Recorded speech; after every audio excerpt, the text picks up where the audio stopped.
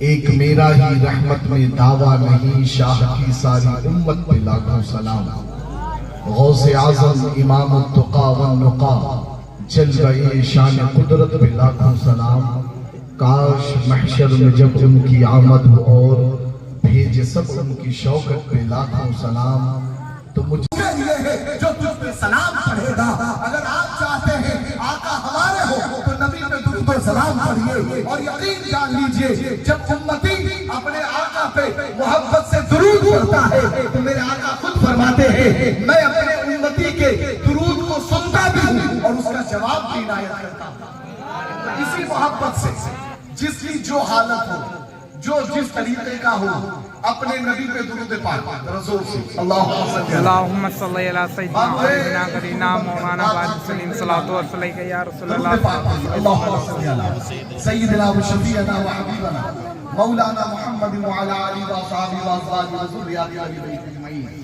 آپ نے جلسہ سجایا، آپ بڑی مبارکبادی کے لائق ہیں، لیکن ایک بات میں کہہ رہا ہوں، حق بات کہہ رہا ہوں، غلط نہیں۔ علماء کرام بیٹھے ہوئے ہیں، میری بائیں طرف جو میری ماں اور بہنیں بیٹھی ہوئی ہیں، اس میں سے بہت سے میری بہنوں کے چہرے بالکل صاف صاف نظر آ رہے ہیں۔ شریعت کا مسئلہ یہ ہے کہ اگر میری بیوی بھی اس بھیڑ میں بیٹھی ہو تو مجھے اس وقت ادھر دیکھنے کی اجازت نہیں ہے، کیونکہ ضروری نہیں کہ میں اپنی بیوی کو دیکھوں گا یا اپنی ماں کو دیکھوں گا، ہو سکتا ہے میری نگاہ کسی اور کے اوپر بھی چلی جائے۔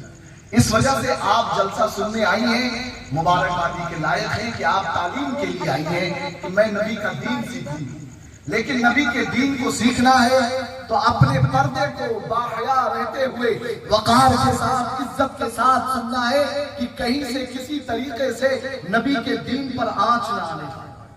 اور آپ کے پاس اور بتا دو شریعت کا مسئلہ ہے، یہ تو جلسہ سننے کی بات ہے۔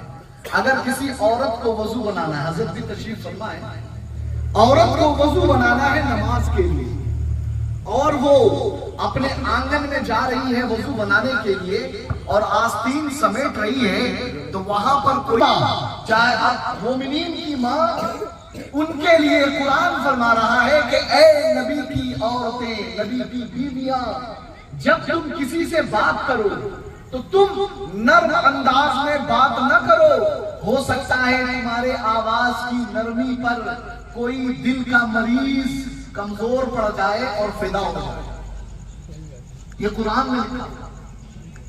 اللہ تبارک و تعالیٰ نے نبی کی بیویاں جو ہماری مائیں ہیں ان کے لیے یہ احتیاط رکھا کہ آپ اپنی آواز کو کسی سے بات کرتے وقت آپ کا لہجہ ایسا نرم نہ ہو جائے کہ وہ آپ کی گفتگو پر، آپ کی آواز پر، آپ کے بولنے کے انداز پر فدا ہو جائے، پتہ چلے وہ دل کا مریض نکل جائے۔ تو جب نبی کی بیویوں کے لیے یہ حکم ہوگا تو ہماری بیٹیوں کے لیے کیا ہوگا؟ کیا ہوگا بتانے والا؟ لیکن آج کیا ہو رہا ہے؟ میری بات تھوڑی کڑوی ہے، آج ہو یہ رہا ہے، اللہ معاف کرے کہ ہم اپنی بیٹیوں کو اس طریقے سے چھوڑے ہوئے ہیں۔ اب اس کا مطلب یہ نہیں کہ مولانا صاحب بیٹیوں کی آزادی کے قائل نہیں ہیں، الحمدللہ میں تو اس نبی کو مانتا ہوں جس نبی کے آنے سے بیٹیاں آزاد ہوئی، میں تو اس نبی کا کلمہ پڑھتا ہوں جس نبی کے آنے سے عورت کی عزت بچی۔ ارے ہم تو اس نبی کو مانتے ہیں جس نبی کے آنے سے یہ معلوم چلا اللہ نے جنت تو بنائی ہے لیکن جنت کا راستہ وہ ماں کے قدموں سے ہو جائے۔ ایسا نہیں کہ ہم کسی عورت کے آزادی کے قائل نہیں۔ ہم سروں کا تاج بناتے ہیں، ہم سال میں ایک بار مدرس ڈے نہیں مناتے، ہم اپنے بوڑھے ماں باپ کو آشرم میں نہیں بھیجتے، الحمدللہ رب العالمین۔ ہمارا قرآن کہتا ہے وَلَا تَقُلْ لَهُمَا اُفٍّ، اپنے ماں باپ کو اف نہ کہو۔ علماء نے تو اس کی یہاں تک تفسیر کی ہے کہ تم اپنے ماں باپ کے پیرانے میں اگر ان کے بڑھاپے میں ان کے پیشاب اور پخانے کو صاف کرو تو اپنے منہ پہ کپڑا نہ رکھو کہ کہیں اس سے بھی تمہارے باپ کو تکلیف ہو جائے کہ میرے بیٹے کو بتاؤ اس طریقے سے گندگی محسوس ہو رہی ہے۔ اللہ اکبر، ہم اس نبی کے ماننے والے ہیں، اس نبی کی تعلیمات پر عمل کرنے والے ہیں۔ ہم الحمدللہ عورت کے آزادی کے کہیں سفر پہ جا رہے تھے، راستے میں صحابہ اکرام کی جماعت تھی اور نبی علیہ السلام کے ساتھ حضور علیہ السلام کی بیویاں وہ بھی ساتھ میں موجود تھی۔ میرے آقا کریم علیہ الصلوۃ والتسلیم آگے آگے چل رہے ہیں اور حضور علیہ الصلوۃ والتسلیم کی بیویاں یعنی ہماری امہات المومنین وہ بھی چل رہی ہیں اور ساتھ ہی ساتھ اور بھی کچھ عورتیں چل رہی ہیں.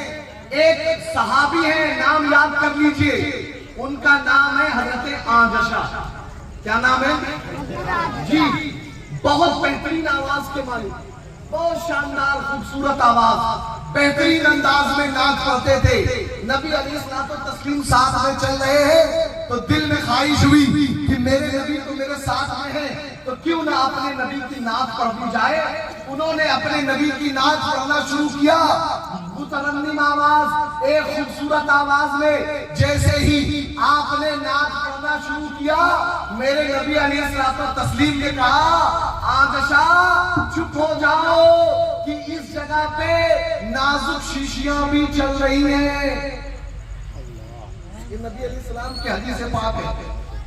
کہا عائشہ خاموش ہو جاؤ, یعنی ضروری نہیں کہ تم میری اس وقت تعریف کرو کیونکہ اس وقت میرے ساتھ قوم کی بیٹیاں چل رہی ہیں, عورتیں چل رہی ہیں, تو تم مترنم آواز میں نہ پڑھو.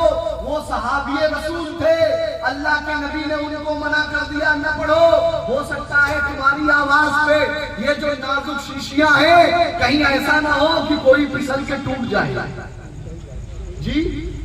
تو پردے کا اہتمام اسلام میں اتنا زیادہ ہے, احتیاط اتنا زیادہ ہے. اس وجہ سے آئندہ آپ جب بھی جلسہ کرائیں تو ابھی آپ سے ہو سکتا ہے کہ اس پردے کو اٹھائیں اور اپنی بہنوں کو, یا جو میری بہنیں بیٹھی ہیں وہ اپنے چہروں کو ڈھک لیں.